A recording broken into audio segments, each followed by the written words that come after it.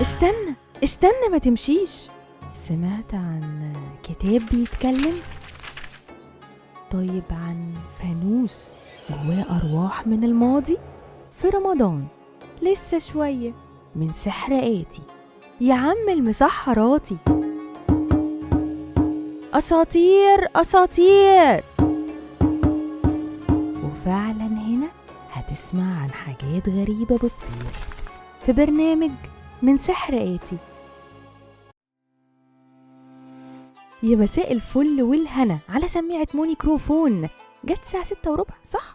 أيوة، يبقى طبلة جديدة من برنامج من سحر آتي هنعيش معاها سحر أسطورة رمضانية جديدة. معاكم مونيكا ميشيل، ويلا نروح نسمع صوت طبلة النهاردة. هنروح سوا لمدينة صغيرة وسط الصحراء، هتحكي لنا عن طبق، بس مش أي طبق. تعالوا نشوف. طبق خشب موجود في بيت غامض على طبلية قديمة. كان معروف بين الناس إن البيت ده بتاع ست عجوزة كانت ساكنة فيه واسمها أمينة. الست دي كانت أول لما شهر رمضان يهل طبقها الخشب يتملي بالأكل وبأي حاجة من قوت يومها لأي فقير أو محتاج يعدي عليها. والغريب إن الطبق عمر ما حد شافه فاضي طول شهر رمضان. بعد ما ماتت الناس قالوا عليه طبق البركة، وبقوا لازم أي حد يعدي منهم يحط أي حاجة للخير كل ليلة في رمضان. بقوا متأكدين إن لو بات الطبق ده في ليلة فاضي البركة هتختفي عنهم وعن كل القرية. فكل واحد كان يروح للطبق يحط حاجة بسيطة، لقمة أكل، درهم صدقة، وحتى لو كان دعاء مكتوب على ورقة. المهم ما يباتش فاضي أبداً. في سنة من السنين، في ليلة بردها شديد قوي، كل الأهالي ناموا ونسيوا يحطوا حاجة في الطبق. الوحيد اللي كان صاحي هو طفل صغير اسمه حمزة. فضل يبص للطبق وهو فاضي من بعيد، والتراب كان مليه وكأن الطبق كده نوره اتطفى. حمزة كان خايف جدا، ما كانش معاه فلوس أو أكل حتى يحطه، بس فكر بسرعة وجاب ورقة ورسم عليها ابتسامة كبيرة وحطها في الطبق وقال يمكن دي أحسن حاجة أقدر أقدمها. وفعلا الأهالي صحيوا الصبح لقوا الطبق بينور نور خفيف، وفهموا إن الخير مش لازم يكون حاجة كبيرة أو حاجة مادية، المهم يكون من القلب.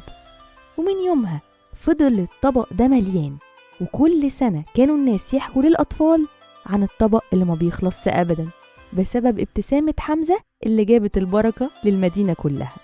الأسطورة دي فكرتني كده بعادة شعبنا المصري الجميل بيعملها من زمان، ومتهيألي لسه موجودة لغاية دلوقتي، اللي هي فجأة تلاقي باب بيتكو بيخبط كده وتفتح تلاقي طبق متغلف من جيرانك ومعمول فيه طبخة لذيذة وبيبقى نفسك فيها، وبالتالي انت تلاقي مامتك او انت شخصيا رجعت الطبق لجيرانك، بس ما بترجعوش فاضي، لا بترجعه برضو فيه أكل.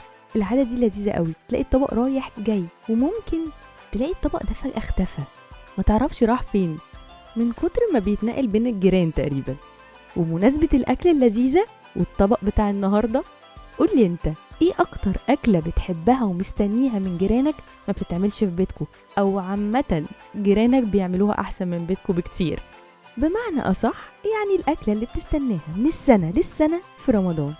اكتب لي تحت في الكومنتس. وحالا سكتت طبلتنا اللي خلصت مع حلقتنا.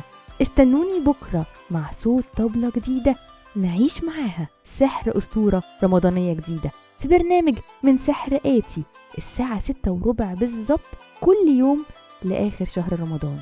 كنت معاكم مونيكا ميشيل على مونيكروفون. من سحر آتي، من سحر آتي، من سحر آتي، من سحر آتي. هنا يوماتي من سحر آتي.